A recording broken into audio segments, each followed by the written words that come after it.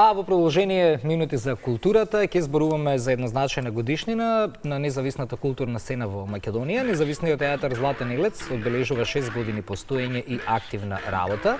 Добро утро, велиме за актерот Бобан Алексовски, дел од овој независен театар со кого што ќе позборуваме во следниве 15 на минути. Бобан, добро утро и добре ни дојде. Добро утро, ви благодарам на поканата. Честитаме за 6 години. Ви благодарам. Лета времето. Што ова за вас како тим значи? Повеќе борба или повеќе гордост? И двете работи заедно. Мислам дека едното без другото не оди, затоа што кога ќе го оставиш едното, ако нема другото.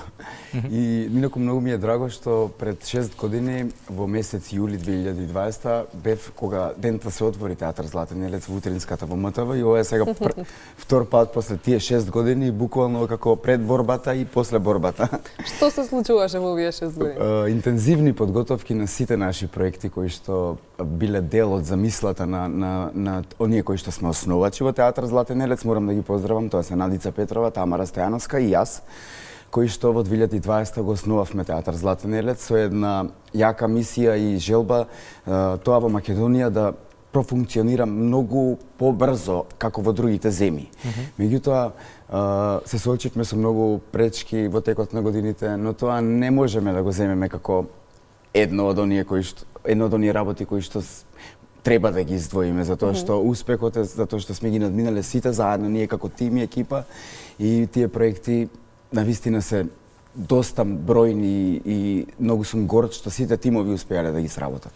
Што беше најголемиот предизвик во обстојувањето на независната театарска сцена во Македонија овие 6 години?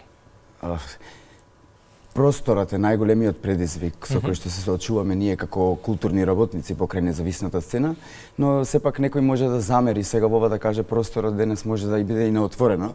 Меѓутоа проектите не го дозволуваат тој третман да ние така ги третираме тие независни проекти кои што се надвор од институција. Сепак тие имаат една иста голема визија како и обична театарска представа во државен театар, но разликата е во тоа што начинот и условите како се работи таа представа е малку подруг од тој кој што го има во државен театар. Пример, во државен театар можеби 15 луѓе се позади екипата, но ние тука сме многу помалку луѓе кои што навистина ги делиме функциите и обврските и ете некако тоа е најголемиот предизвик да се справиме со сите тие работи кои што треба да се случат до премиера, што е важно за еден театар, и исто така да се обезбеди буџет, што тоа кај нас некако е бавен процес, но низ годиниве некако се разви и еве ги сега ги гледаме резултатите и сме задоволни за тоа што сепак тоа се финансии кои ќе ги добиеш, но мораш да ги оправдаш на крајот и уште повеќе да работиш. Тоа ни се случи во овие 2 години интензивно, можам да кажам. Пред 6 години со каква визија го започнавте Златен Илец, меѓутоа и колку визијата се промени низ годините со текот на вашето растење и работење? Така е, секако на почеток не можеш да ги предвидиш сите работи кои што ќе се случат. Ние тргнавме со еден голем ентузијазам, со една голема желба. Порано, ако не ни беше замисливо да одделуваме толку финансии од свој джеб за некои работи, например, сега тоа го правиме со уште поголема љубов и уште поголем кејф и гордост, да речам, затоа што го правиме за тој наш независен театар кој што го градиме. И сметам дека ќе дојдат последиците доколку ние не се грижиме толку за тоа и се туфкаме колку и на каков начин се бориме со тоа да се снајдеме за проектот и да се снајдеме за сезоната и така натаму каде да се играат представите, што навистина е голем проблем кога работиш надвор од институција, а немаш институција. Тоа е едно нешто што кога ќе го добиеш ти терминот во институција, ти мислиш дека тоа е твоето време каде што ти е дадено да го искористиш и таа шанса која што сите ние ја посакуваме кога сме надвор од институција и сакаме да се развие таа независна сцена. Благодарение на неколку сцени овде во Скопје, а морам да напоменам и низ државата, каде што сме играле речиси во сите домови на култура и сите културни места низ градовите, тоа ми е особено драго затоа што сме оставиле кај тие луѓе кои што нешто што немале никаква допир до таа театарска представа или монодрама или не знам, нешто што го немаат во нивниот град како репертоар, како театар, а ние како надвор од институција се грижиме за тој дел да има таму нешто. Например, во Македонска каменица, да кажам, сме биле во Кратово, сме биле во Богданци и таму се толку други Сигурно луѓето одзивот е и многу таа голем. публика е толку пријатна затоа што некако е заборавена и запоставена и тоа не смее да се случува. Ние сите треба да имаме еден систем за тоа да го промениме како млади, како независни, како зависни. Мислам дека тоа треба да биде задача на сите кои што се занимаваат со култура. Со култура, така. Кои представи или проекти ги сметате за пресвртница во развојот на театарот? Во 2022 година се случи представата Кенди, која што после во 2023-2024 собра 4 награди.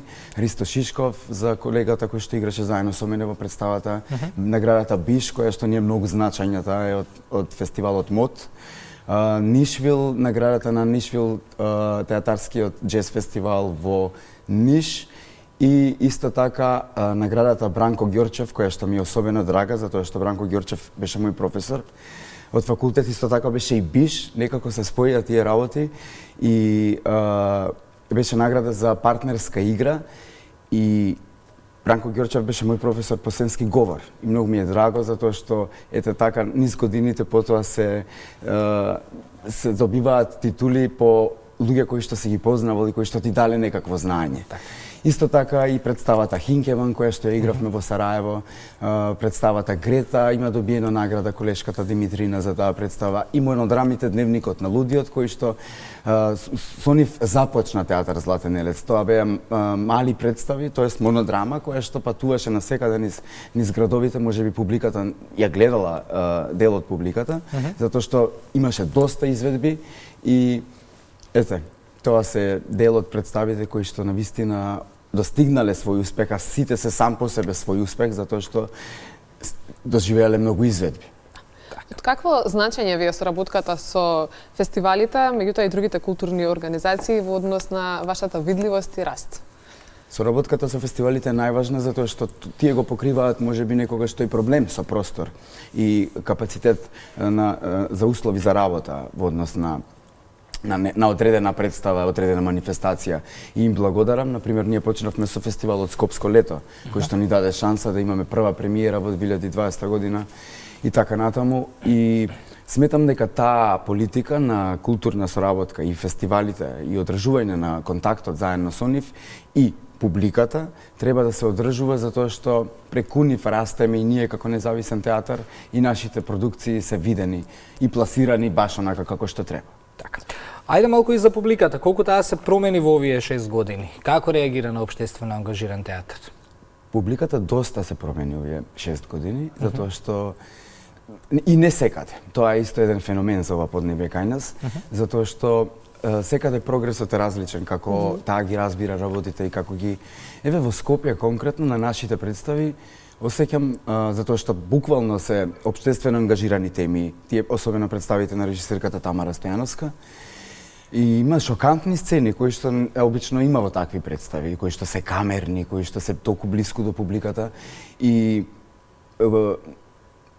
не е ладнокрвна публиката, сочувствува. Често пати е скршен тој четврт зид во овие алтернативни продукции, што е многу важно во денешно време, затоа што ние живееме во еден свет на екранизација и забораваме и да се гледаме во очи кога разговараме и некако театарот како жива уметност, мислам дека може да го одржи тој начин на комуникација што од секогаш постоела човек со човек. И буквално, еве, јас во представите имам неколку такви моменти каде што одам и да се гушнам со публиката.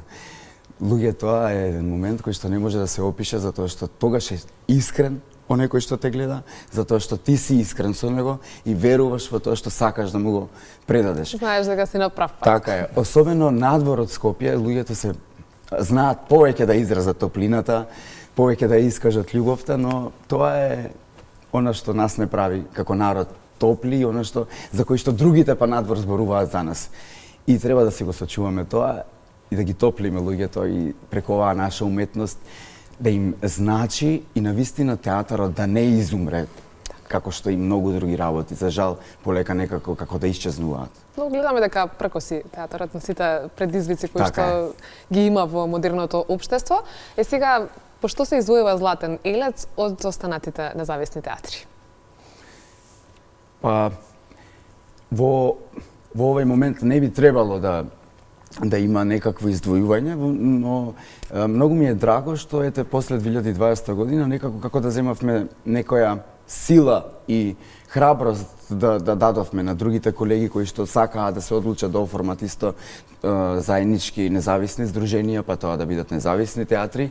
И многу ми е драго затоа што таа сила некако се зголемува и ние постојано комуницираме помеѓу себе за да го решиме тој проблем, да имаме каде ние да функционираме постојано, не да се молиме на институциите, затоа што сепак ова е вон институционална работа, независната сцена.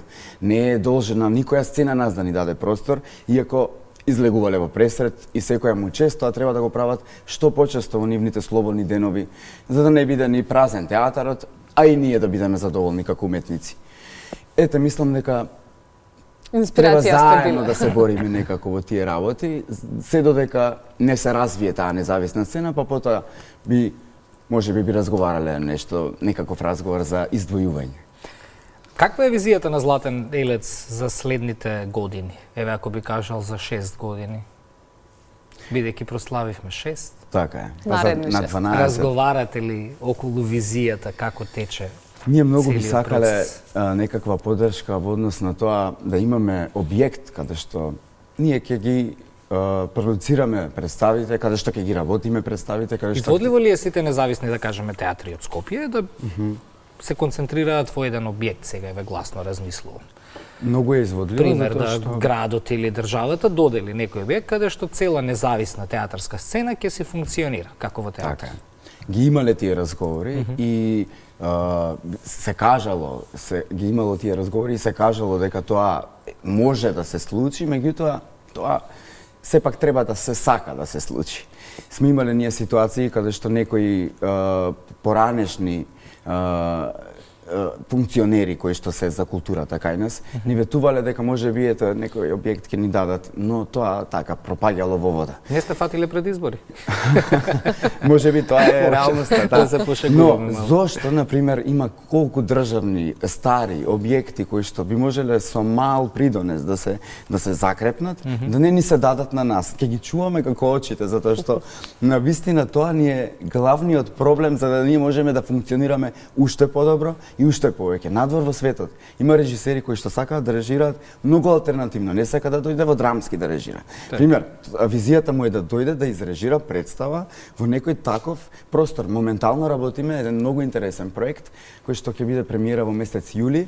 Се работи за представата Теорема од Пиер Паоло Пазолини во режија на црногорски режисер, на моја покана дојде, Мирко Радоњик, кој што ќе работи на многу интересен начин. Значи, немавме читачки проби, има многу вежби кои што некако достигнува да го оформи тој свет. Сакам да кажам, тие алтернативни изрази сакам да бидат постојани во театар Златен Елец, затоа што публиката, да се надоврзам на едно претходно прашање, денес е многу желна за тие нови работи, затоа што и така некако сме научени сега во ова ново брзо време да не фати нешто што навистина ќе биде, како да кажам, старо, ама коригирано со некои нови нешта. Освен ова што ни најави за премиера во јуни или јули? Јули. Јули. Што ново или на што работите во моментов пред да го заокружиме и Исто така имаме уште еден добиен проект од Министерството за култура од нивната програма, се работи за представата Свињи и тоа малку ќе биде од тој проект во децентрализација на театар Златен Елец, затоа што работиме во другите градови доста. Во Битола ќе се работи представата со тоа што ќе гостува низ сите градови во државата.